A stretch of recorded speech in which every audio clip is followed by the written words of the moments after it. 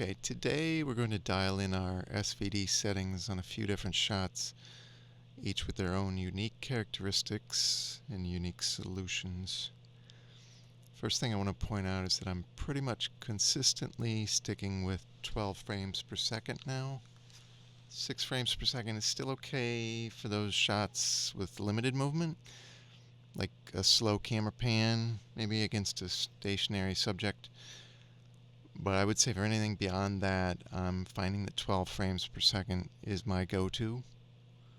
I double this with an interpolation node, so ultimately I'm getting 2 seconds at 24 frames per second. Last time we discovered that we can generate more frames, and sometimes that will work out for you, but most of the time you're going to lose coherence when you go beyond the 25 frames per generation. Okay, so first I want to get this simple shot out of the way. This is an extreme close-up of a dog's face, just the eye, really. The first seed that I used for this gave me this movement, and I don't want that. I want to stay focused on the eye. So what I'm going to do is change that seed and see what I get. Okay, this is great. This is exactly what I want, actually. You may need to try a few different seeds before you get the movement you're looking for. And honestly, you may never get what you're looking for. The image itself is going to inform the movement to some degree. We'll talk about that a little more in a minute. But first, this shot is nearly perfect, but I've got this little flicker glitch thing here in the nose. I think if we adjust this CFG up, we might be able to fix that. There we go. Brilliant. Okay. Yeah, I'm happy with that. That was an easy one. Okay, now back to my earlier comment about the image informing the movement. Let's look at this next shot, which is a kid on a bike. Now you might get some variations on movement, but logically the model looks at this and recognizes it as a shot of someone on a bike. So that moves, but we're in this sort of follow shot perspective, so really it doesn't move. It's the focus of our frame. And what does move is the background. The background rolls away. So that's just what this image is most likely going to generate in terms of movement. Now my problem area here is that he's really too small, or specifically his face is too small. We're losing too much detail. Okay, just to try it, I mean 35 steps ought to be enough. That's what I'm pretty much defaulting to make sure we're getting a clean image. But I'm going to try 45 just to see if that makes any difference.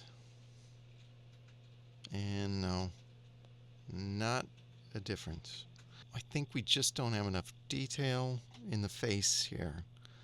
Let's see if we can sharpen it and see if that makes a difference. We can do that right in Comfy. Okay, so this is our default Comfy setup. Let's clear this out, and I want to just have I want to load an image. Our kid on the bike. Make this a little bigger so we can see it a little better. And we're going to add image sharpen. I think this is default node. We don't need to download anything. We can preview the image so you can see what it looks like first.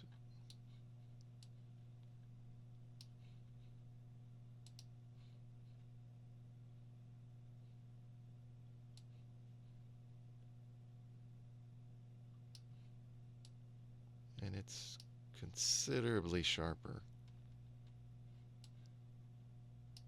It's too sharp. I actually think 0.4 works pretty well for what I'm looking for. Hopefully that'll make it a little easier for Stable Video Diffusion to understand the features in the face. We'll see go back to our Stable Video Diffusion workflow. We're going to change this file out. Okay. Let's run it again and see what happens. Now here's what we have. Is it better? Maybe a little. Oh, I also cranked up the augmentation on this a little. It doesn't seem to have helped much. So let's try this again. Let's try changing this to 3.5. See what we get. Okay, so we're still seeing, I mean, that nose is all over the place. I'm going to go ahead and just try it at 5 CFG. Yeah, I just think it's not, there's not enough definition in that nose. We're going to try a upscaler, a new workflow from Fictiverse. I think he's calling it Magnifake. So when I open this workflow, I get this node not being found, which looks to be this image caption, which I don't know. I'm tired of updating nodes and loading nodes, so I'm deleting this because I don't think it's necessary. But let's see. This will actually be my first time getting this to work, because there's another issue here that I should probably mention. This blip model that it uses, it requires a certain version of tensor that is not probably where you're at, not probably what you have installed. So there's a way to install that by, if you just go into the custom nodes directory and you go into the WAS custom node directory, there's a requirements.txt file in there. You can just pip install -r requirements.txt. So anyway, I have installed that blip model. Also, this add Detail Lora is something you could pick up at Civet AI. The one other thing here, I don't have this 2x model, I have the 4x of that upscale model. You're going to need this seg ControlNet segmentation ControlNet model. The depth ControlNet model. These are the FP16 versions I'm using. And where the hell's the model at? Over here. I actually don't have this one yet. I do have this. I do have RealisticVision v5.1, so that's what I'm going to try. I'm just going to go ahead and take my sharpened image and see if this upscaler works.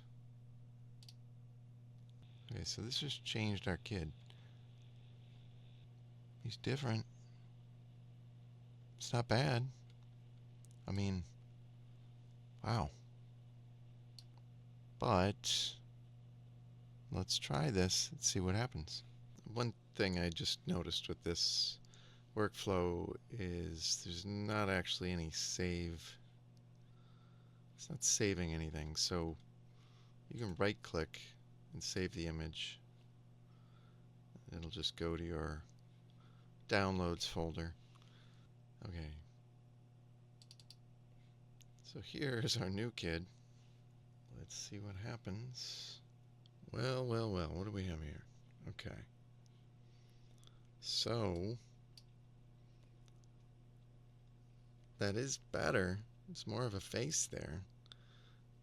You know, I think there's definitely some resolution issues with Stable Video Diffusion, but now that we've changed our base image a bit, it works better. And I don't think it's changed too much of the style of the image, luckily. It changed it a little bit. But it's better. One thing that I haven't played with, because I've been advised not to, is changing the actual size of our video. Let's see what happens. It's something I've never tried before. I'm almost sure I'm not going to have memory for this, but enough VRAM. But let's try upping this to 1280 by 720. Let's see if it coughs up a lung. Can you do it? A reminder that I'm running on a 2080 Ti, which is 11 gigabytes of VRAM. But I'd also should probably mention that I'm running it separately from my system GPU. So I have two cards, one that my system runs on and then one that is devoted to just this. Yeah, I'm pretty happy with that.